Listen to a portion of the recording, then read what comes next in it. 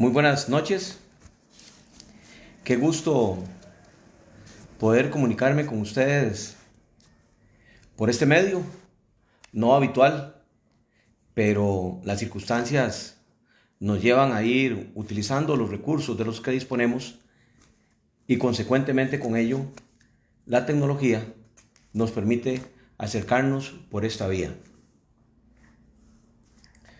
Hoy vamos a tratar de abordar las preguntas que ustedes tengan a bien hacernos, pero nos vamos a enfocar en algunos temas que resultan de suma importancia para las personas que se ven involucradas en un proceso judicial y sobre todo para ustedes que son deudores con alguna operación crediticia. Puede tratarse de una hipoteca con un banco, por ejemplo, o un acreedor particular. Puede tratarse de algún crédito con una responsabilidad prendaria, con un vehículo. Puede también tratarse, por ejemplo, de un crédito por medio de una tarjeta de crédito. Dentro del temario que tengo preparado para hoy, soy portador de una excelente noticia que quiero compartir con ustedes, que la brindaré en el transcurso de esta intercomunicación. Primero que todo, las cosas deben ponerse en su lugar correcto, en el tiempo correcto, en el momento correcto. Y es por esto que, apartándonos de cualquier creencia religiosa o cualquier fanatismo necio, antes que todo, quiero darle gracias a Dios públicamente por la bendición de vivir en este maravilloso país, por la bendición de tener salud y por la bendición de tener trabajo que nos permite llevar el sustento diario a nuestros hogares de una manera honrada, tratando cada día de hacer las cosas de la mejor manera, buscando la excelencia que como hermanos debemos brindarnos unos a otros de acuerdo al trabajo que se nos haya encomendado. Como ustedes saben, tengo más de 30 años de experiencia en la materia de cobro judicial. Laboré en el departamento de cobro del Banco Anglo. Aprovecho la oportunidad para saludar a mis amigos del Banco Anglo que seguramente están siguiendo esta transmisión. Desde esa óptica aprendí a luchar en los procesos judiciales desde una trinchera que conozco perfectamente como exfuncionario bancario y que me permite asegurar sin ningún temor que la estructura legal de nuestro país está enfocada, está dirigida de una manera especial para procurar que los acreedores recuperen prontamente los dineros que hayan prestado, independientemente de la garantía que se haya generado en cada uno de estos créditos. En ese sentido, la ley se ha venido reformando periódicamente y encontramos día a día que la legislación y la práctica judicial van encauzadas en esa dirección, en la dirección de beneficiar a la parte fuerte de la ecuación deudor-acreedor y perjudicando muchas veces a los deudores. Esta situación inicia sobre todo cuando hay que someterse a una serie de cláusulas abusivas que se dan en la firma de los documentos mediante los cuales se le otorga a usted un crédito. ¿Por qué sucede esto? Porque si usted va a una entidad financiera, sea pública o privada, a solicitar un crédito, ese contrato termina siendo un contrato de adhesión, un contrato en el cual usted simplemente tiene dos alternativas. Firma el contrato en las condiciones que su acreedor le presenta y en esa orden de ideas usted puede obtener ese crédito o si usted no firma esas condiciones, esas cláusulas, esa documentación, entonces no le otorgan el crédito. Hay países donde ha evolucionado más esta dinámica que tiene que ver con los créditos y el notario que se encarga de hacer la escritura, la hipoteca en este caso, por ejemplo, tiene la obligación de reunirse con el deudor en al menos 2 o 3 ocasiones para poder con calma explicarle cuáles son los alcances del documento que va a firmar. No sucede así, lamentablemente, en nuestro país, en donde cuando se recurre a un crédito, el acreedor le presenta un documento por medio del notario público y es que lo lee y que usted como deudor o potencial deudor de esa entidad tiene que firmarlo. Y tiene que firmarlo en esas condiciones. Tenemos que ser realistas. Prácticamente no se le puede poner ni un punto ni una coma porque si no el acreedor, banco, cooperativa, institución pública o privada o un acreedor privado simplemente no le va a prestar el dinero. Esas son cláusulas abusivas a las cuales nos tenemos que someter las personas que requieren de un crédito. Entonces ahí empieza el desequilibrio en esta ecuación entre deudores y acreedores, en el sentido de que el deudor siempre está en una posición desventajosa con relación al acreedor, quien, termino diciendo, impone las condiciones para que se otorgue el crédito. Sin embargo, y es el tema al que nos vamos a abocar hoy, los deudores tienen derechos. Antes de 1986 había una legislación y se aplicaba un un código procesal civil. Luego vino en el 2000 y pico y se estableció en 2006 una ley especial de cobro judicial. Y no fue sino en el 2018 que ahora viene una nueva legislación que es el Código Procesal Civil, el cual encierra toda la normativa relacionada con los cobros judiciales.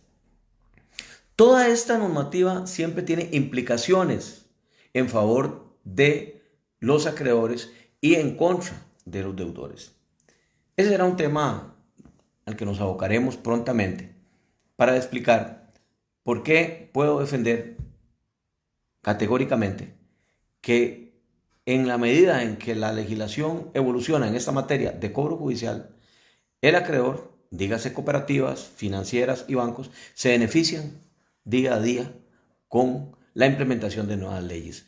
Porque una cosa es la justicia y otra cosa es el derecho o la legalidad. El derecho es apenas una aspiración de la justicia.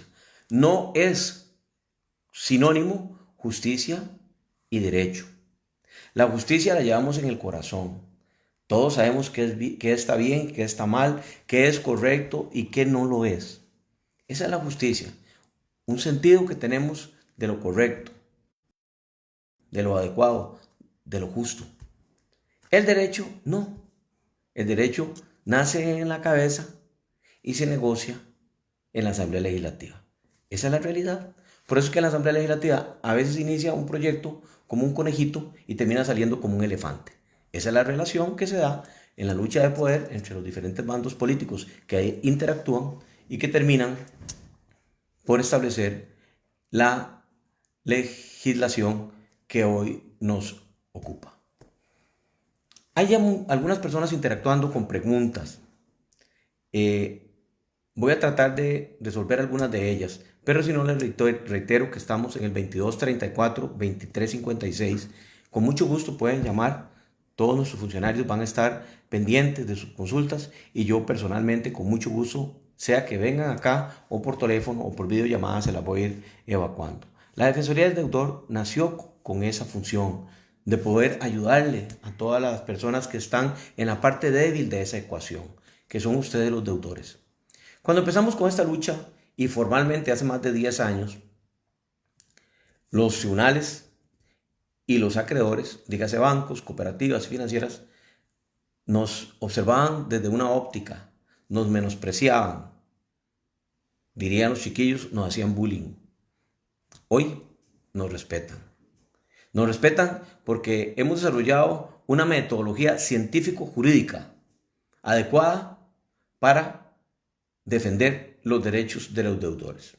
La buena noticia que les voy a dar ahora, que tiene que ver con un casito, precisamente se trata de eso, de darle vuelta a un procedimiento completo. Unas personas que fueron desalojadas de su casa y además perdieron una propiedad por un crédito relativamente bajo. Unas personas que les dijeron con la fuerza pública salgan. Unas personas que los despojaron de su propiedad. Pero además de que les presentaron un desalojo, un desahucio, producto de un remate, además de eso, la propiedad de ellas pasó a nombre del acreedor. Se traspasó a nombre del acreedor. Estas personas nos contrataron después de que había pasado todo ese calvario. Y hoy recibimos la notificación mediante la cual el proceso se revierte. Resulta que ahora tienen que devolverle la posesión de esos inmuebles y la propiedad. Sí, el registro público tiene que devolverle la propiedad a nuestros clientes, a deudores como usted y como tantos que muchas veces llevan un procedimiento sin tener conocimiento del mismo, por el tema en el que voy a aterrizar hoy, que tiene que ver con las notificaciones. De eso vamos a hablar ahorita y en este momento, de las notificaciones. ¿Qué son las notificaciones? Las notificaciones se rigen por la Ley de Notificaciones Judiciales. ¿Y qué es una notificación? Bueno, una notificación tiene que ver con la comunicación. La comunicación que toda persona sujeto de derecho en un proceso judicial tiene derecho de que se le realice en la forma adecuada y en la forma correcta. Antes de que se promulgara esta legislación, había otra serie de normas y reglamentos que a veces entraban inclusive en contradicción. Entonces la situación era ambigua. Hoy podemos encontrar en esta ley de notificaciones judiciales, que es una ley especial, que en lo que interesa dice en su prólogo que ante todo la materia de notificaciones, en ella se debe garantizar que la parte tenga pleno conocimiento de la comunicación. Ello con respeto al debido proceso y para evitar indefensión. En su articulado, la misma ley viene reforzando esta posición y nos establece cuáles son las reglas que van a regir precisamente para que las notificaciones sean realizadas de la manera correcta. Esta ley indica en su artículo número 1 que esta normativa contiene disposiciones generales sobre notificaciones y será aplicable a todas las materias. O sea, que en el caso que nos ocupa, que estamos hablando de cobros judiciales, es imperativo que usted sea debidamente notificado. Y para eso tiene que aplicarse precisamente la ley de notificaciones judiciales. Existen varios mecanismos, existen varias formas para realizar la notificación adecuadamente. Pero también existen una serie de circunstancias que podrían hacer que usted se vea sometido a un procedimiento, que usted no esté debidamente notificado, que esté mal notificado o que no haya sido notificado y el procedimiento continúa hasta terminar, en este caso de cobro judicial, perdiendo ustedes su propiedad, su casa, su finca, su empresa, su carro y eventualmente que le embarguen inclusive otros bienes como cuentas bancarias y como salario de su trabajo. Entonces es determinante que las personas entiendan que tienen derecho de ser notificadas correctamente. La primera comunicación, la comunicación en que a usted le entregan los documentos donde debe llevar ciertas formalidades, hay una resolución que le tiene que dar curso a la demanda que presenta el acreedor de cobro judicial contra usted, pero además debe ir acompañada de algunos documentos. Uno de ellos, por ejemplo, el título en el que el acreedor se basa para ejecutar esta garantía. Por ejemplo, una hipoteca, un pagaré, una letra de cambio u otro documento semejante. Podría ser una prenda inclusive. Entonces, esa primera notificación tiene que darse bajo circunstancias muy especiales para que sea válida, para que sea eficaz, para que no le deje a usted en estado de indefensión y para que no le cause los perjuicios que devienen en el riesgo y la pérdida precisamente de su patrimonio. Esto aunado a lo que expliqué la semana pasada, que tiene que ver con el saldo en descubierto, que en resumen quiere decir que si usted, por ejemplo, tiene una garantía hipotecaria, o sea, usted compró una casa con un banco, con un acreedor, con una cooperativa, con una financiera, y usted termina perdiendo esa propiedad en un segundo o tercer remate, resulta que aunque usted pierda la propiedad, no paga la deuda. Y le van a cobrar una diferencia importante que podría ser del 25% o del 75% de la deuda, y además usted termina perdiendo la propiedad. Pero todo este atropello puede suceder sin que usted se dé cuenta o que sin que usted esté debidamente notificado de los elementos formales que requiere el procedimiento y la ley de notificaciones para tenerlo a usted por notificado de manera correcta. En resumen, la ley dice en su comentario inicial, en síntesis, toda resolución dictada en cualquier tipo de proceso judicial, como regla de principio, se notificará con las regulaciones de esta ley. Ni siquiera el juez puede evitar dejar de someterse a las regulaciones que establece la ley de notificaciones judiciales. Pero, ¿qué nos dice en forma concreta la ley? Por ejemplo, el artículo 2 dice, las partes serán notificadas de toda resolución judicial. Pero la primera resolución es determinante porque esta primera resolución tiene que dársela a usted personalmente o en su casa de habitación. Necesariamente la casa de habitación tiene que coincidir con su domicilio real, el domicilio donde usted vive. Ahí es donde tienen que notificarle la primera resolución. En materia de cobro judicial, sigo poniendo, por ejemplo, las hipotecas que puede generar un banco, una institución pública, privada, una cooperativa, una financiera. Esa primera notificación donde hay una resolución que le da curso a la demanda, que analiza los elementos de la demanda, la hipoteca, que la estructura de la demanda esté elaborada conforme lo establece el Código Procesal Civil, antes la ley de cobro judicial, tiene que tener ciertas formalidades. El juez analiza esas formalidades, la prueba, que viene a ser una copia certificada de la hipoteca, y con base en eso le da curso a la demanda y resuelve que usted como deudor debe ser notificado. Esa primera notificación deben entregársela principalmente de manera personal, pero cuenta como una notificación personal la notificación que le entreguen en su casa de habitación. Pero esta casa de habitación tiene que ser su domicilio real. En ese sentido, es importante referirnos a lo que se conoce como el domicilio contractual. Resulta que cuando hacemos una hipoteca,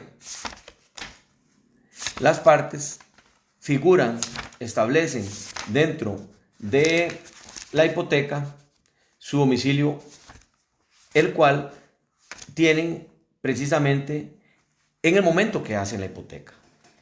Cuando usted hace una hipoteca tiene un domicilio, vive en algún lugar, ¿ok? Entonces, usted indica cuál es su domicilio en el momento que está firmando la hipoteca. Pero resulta que generalmente al final de las hipotecas hay una cláusula que tiene que ver precisamente con el tipo de domicilio. A eso se le llama domicilio contractual.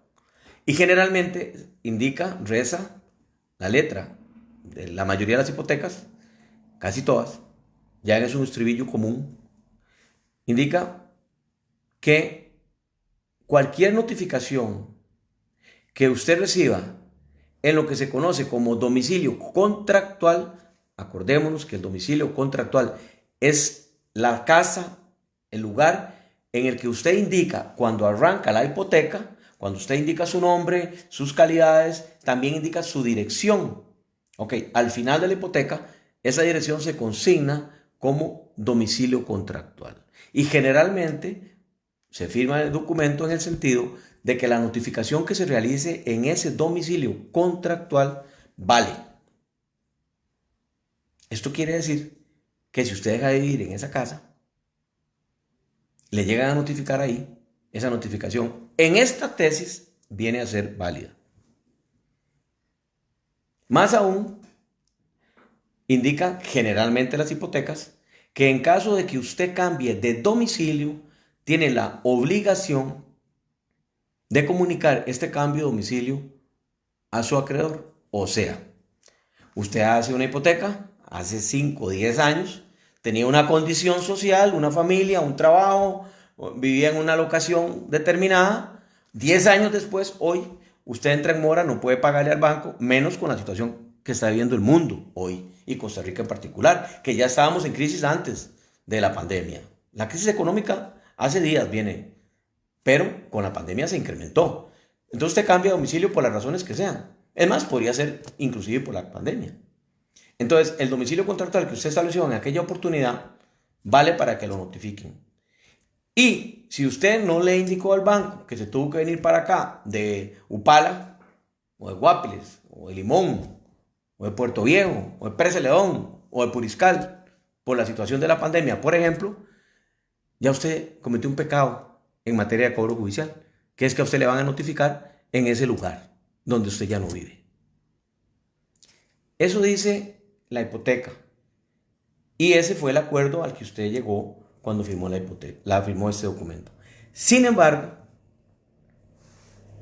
y a pesar de que algunos jueces no quieren interpretar la ley como reza en términos literales y como lo ordena el mismo Código Procesal Civil, que en su artículo 3, inciso 3, nos lleva a que debe considerarse para interpretar una ley no solamente la literalidad, las palabras, su texto y su contexto, sino que además dice la realidad social del momento en que han de ser aplicadas las normas, despojándose de formalismos innecesarios. Un formalismo innecesario podría ser, en este caso, tener que decirle al acreedor que usted se cambió de lugar de domicilio. Ok, pero voy a darle la buena noticia. La buena noticia es que esta ley de la que estamos hablando hoy, que es la ley de cobro judicial, indica lo siguiente. Si en el contrato, artículo 22 de la ley de cobro judicial, de la ley de notificaciones judiciales, de lo que estamos hablando hoy. Artículo 22. Notificación en el domicilio contractual, dice.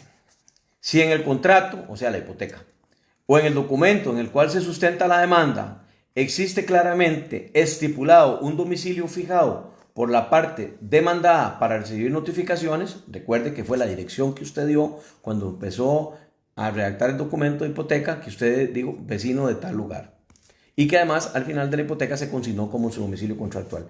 El despacho, o sea, el juez, el tribunal, el juzgado, a instancia de parte, o sea, a solicitud del acreedor, del banco, ordenará la notificación de las resoluciones previstas en el artículo 19 de esta ley, o sea, la primera resolución, la primera notificación. O sea, quiere decir que si usted dictó, que usted firmó una hipoteca y estableció un domicilio contractual, y ya no vive ahí, hasta aquí la notificación que le hagan en ese lugar es válida. Ojo, algunos jueces leen hasta aquí, lo garantizo, lo veo todos los días. Pero el artículo sigue. Tal señalamiento deberá referirse solo a la casa de habitación, el domicilio real de la persona física o el domicilio social o real de la jurídica. Entonces, aquella disposición de que es absolutamente válida, per se, la notificación en el domicilio social no es tan válida. Podría ser vulnerable. En ese sentido, en la página 71, la misma ley hace un comentario y dice, en lo pertinente, la propia disposición establece que el domicilio contractual, subraya el texto, necesariamente deberá coincidir con la casa de habitación de una persona física o la sede social de una persona jurídica. Ok, ahí está la clave. Si bien es cierto que se puede establecer un domicilio contractual y si bien es cierto que usted lo fijó como el lugar donde válidamente se pueden recibir las notificaciones, el legislador previó que se pueden dar circunstancias que vienen a ser la norma y no la excepción de que las personas nos traslademos del lugar. Se puede adquirir una propiedad, gran ilusión, con un matrimonio inicial, se compra una casa. Después, 20 años después, la realidad puede ser otra. Puede ser que ese matrimonio ya no exista. Entonces, las personas se separan. Por razones de estudio, por razones de trabajo, por razones de salud, por razones de conveniencia, una de las personas se traslade y alquilen esa casa que fue objeto del crédito. Entonces, ya no viven ahí. Y si bien la hipoteca puede decir que usted se ve en la obligación de indicarle al banco, al acreedor, el cambio de domicilio, esa disposición firmada en la hipoteca no es más fuerte, no tiene más valor, no tiene más peso que la ley. Y la ley de notificaciones judiciales indica que el domicilio contractual debe coincidir siempre con la casa de habitación. Es más, el comentario termina diciendo, de incumplir y resultar imposible notificar en el domicilio contractual, sin más trámite que una constancia, se procederá a nombrar curador procesal conforme lo que establece el artículo 23.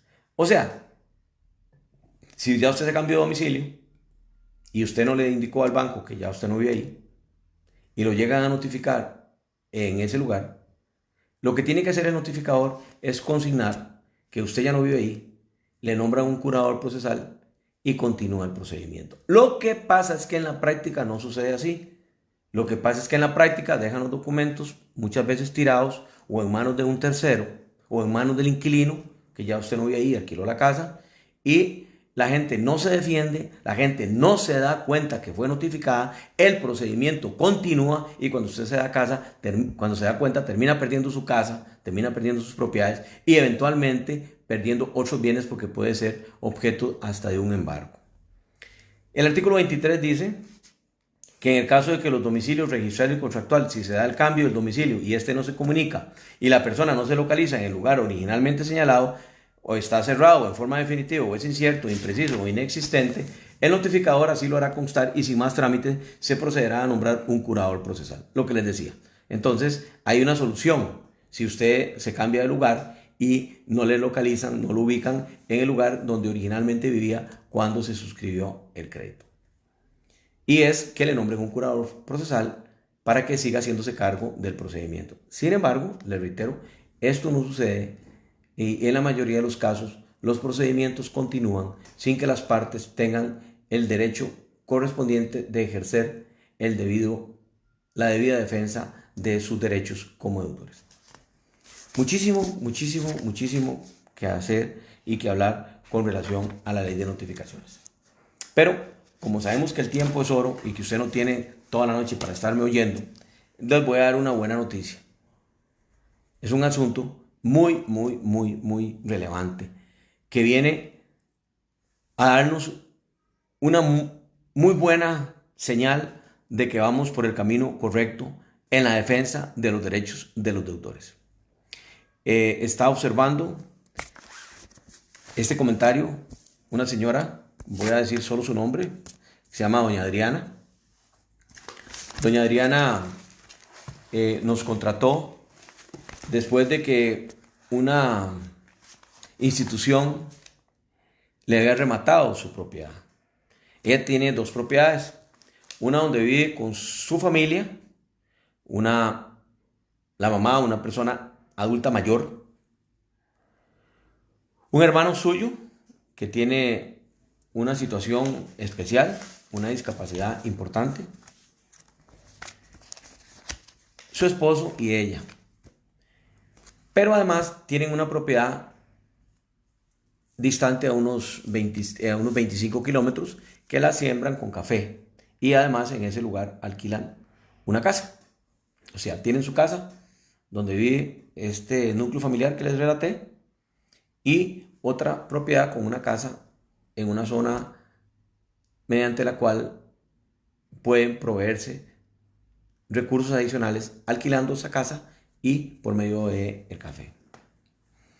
La señora acude a esta oficina una vez que sus dos propiedades habían sido rematadas y en proceso de inscribirse a nombre del acreedor que les quitó las dos propiedades y que las desalojaran. En ese proceso, el acreedor tomó posesión de un inmueble, propiamente la finca, quitó portones, candados, dispuso del mobiliario, etc. Y ante esa situación, la señora recurre acá y nosotros presentamos los alegatos correspondientes en la forma que jurídica y científicamente proceden y dimos pelea. Dimos mucha pelea, acudimos a varias audiencias y logramos que se reivindicaran los derechos de doña Adriana y su familia porque había habido una clara violación precisamente ¿de qué?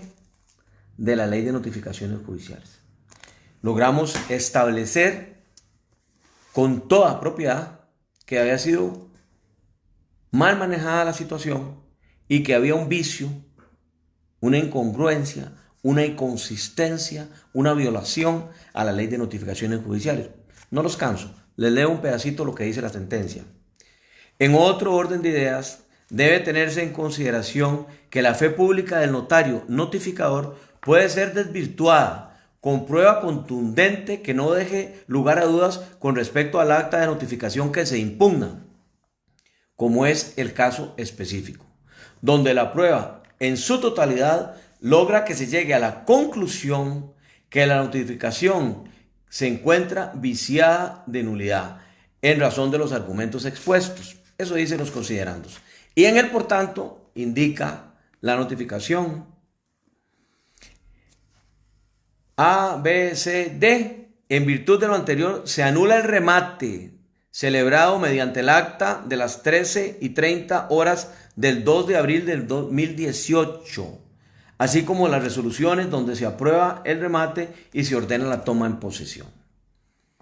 Eso sucedió hace más de un año, pero hoy ingresa a la Defensoría del Deudor una resolución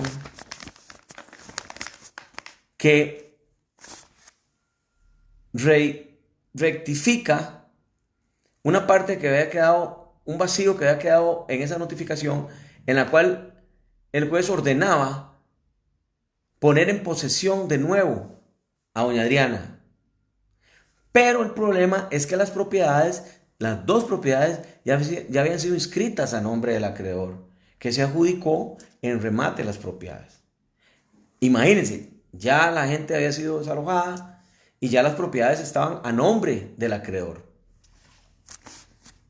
Esta resolución de las 10:37 del 11 de mayo del 2020, que ingresó a esta oficina en el transcurso de la tarde del día de hoy, ordena al registro público que le devuelva las propiedades a doña Adriana. Propiedades que hace más de un año, casi 2 años, están inscritas a nombre del acreedor. Todo porque hubo una violación a la ley de las que les he venido hablando, que es la ley de notificaciones judiciales. Pareciera que esto no es tan relevante, pero sí lo es.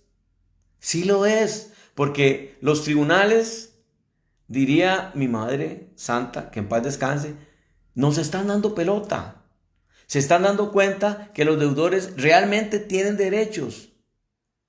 Podemos hoy constatar que algunos capítulos y episodios frustrantes de la vida de los costarricenses que tienen que ver con el atropello de sus derechos por medio de créditos, con cláusulas abusivas, situaciones que vemos todos los días con las tarjetas de crédito, con las mismas hipotecas, con los fideicomisos y con las prendas, se pueden revertir.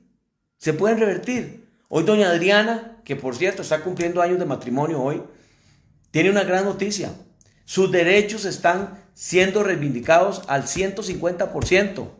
Puede disfrutar de su propiedad, de su casa, puede seguir disfrutando de la finca. Y hoy esas propiedades, el juez le está ordenando al registro que se las devuelva. ¿Por qué es importante?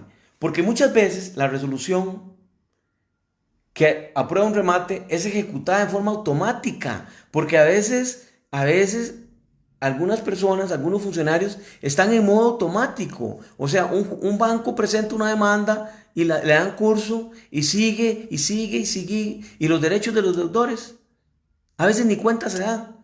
Pero lo normal es que si hay un cobro judicial que se pierda la propiedad. No, eso no es lo normal. Es lo que sucede porque nos dejamos que suceda. Y si no hacemos nada hoy para cambiar lo que sucedió mañana, mañana vamos a tener el mismo resultado de ayer. Tenemos que hacer un ejercicio adecuado de los derechos como deudores. Los deudores no son delincuentes. Pregunto, ¿quién no debe dinero? ¿Quién no debe dinero en este país? Seguramente, inclusive, y lo digo con todo respeto, seguramente funcionarios que resuelven también tienen tarjetas de crédito. Seguramente también han tenido que recurrir a un banco para adquirir su vivienda. Todos, casi todos en el país tienen deudas. Casi todas las personas somos deudores. Lo importante es saber que tenemos derechos. Nos hemos especializado en la materia con más de 30 años de experiencia. Con orgullo les puedo decir que somos fundadores de una organización a nivel internacional que se llama Defensa del Deudor Internacional y que tenemos ya en América del Sur, en América del Norte y en algunas islas del Caribe nuestros asociados, que ya tuvimos el primer congresillo en México relacionado con la defensa de los derechos de los deudores. Estamos aprendiendo de la metodología de estas otras oficinas que en paralelo trabajan en estos países para poder implementar estructuras de pensamiento jurídicas, estructuras financieras que vengan a respaldar aquello en lo que nosotros creemos, para lo cual tenemos vocación, que lo hacemos con orgullo, lo hacemos con ganas, lo hacemos con entendimiento, lo hacemos con compromiso y lo hacemos con excelencia. Y para muestra, un botón. Aquí en la Defensoría del Deudor de Costa Rica desde 1986. Sigan sus días, sigan su vida. Les deseo lo mejor. Esperamos que esta situación del país cambie pronto, que el resto del mundo venga a disfrutar de lo que siempre hemos tenido en nuestro país: paz, seguridad, estabilidad social, mucho turismo relacionado con la naturaleza y sobre todo una forma de atacar los bichos que tienen a este mundo de cabeza. Costa Rica los ha sabido enfrentar y seguramente tendremos, y espero y confío que tendremos muchas visitas de turistas que van a desear compartir con nosotros lo que el Señor nos ha regalado. Sé también que la Defensoría del Deudor va a tener mucho trabajo porque todos ustedes requieren de asesoría adecuada en esta materia. Estamos para servirles. En el Facebook pueden hacer sus preguntas y si no, les reitero, pueden llamarnos al 22 34 23 56. También pueden solicitar, pueden venir personalmente y les podemos atender aquí en nuestras oficinas. Estamos ubicados detrás del Colegio de Abogados. Precisamente, si se van por la carretera vieja, después de San José a Zapote, después de la entrada principal del Colegio de Abogados, continúan hacia Zapote 100 metros y ahí se entran a mano derecha. A los 200 metros van a encontrar un edificio blanco esquinero de 2 plantas que dice Defensoría del Deudor. Personalmente me comprometo a atenderlos, a dedicarles el tiempo y la atención que ustedes requieran, pero tenemos un grupo de 20 personas que van a estar aquí, especializados todos en la materia, abogados, contadores, financieros, recepcionistas y hasta un cafecito les podemos invitar con mucho gusto. Les deseo lo mejor, que Dios los bendiga y si el Señor me lo permite, el próximo jueves estaré haciendo algún comentario relacionado con los derechos de los deudores. Bendiciones.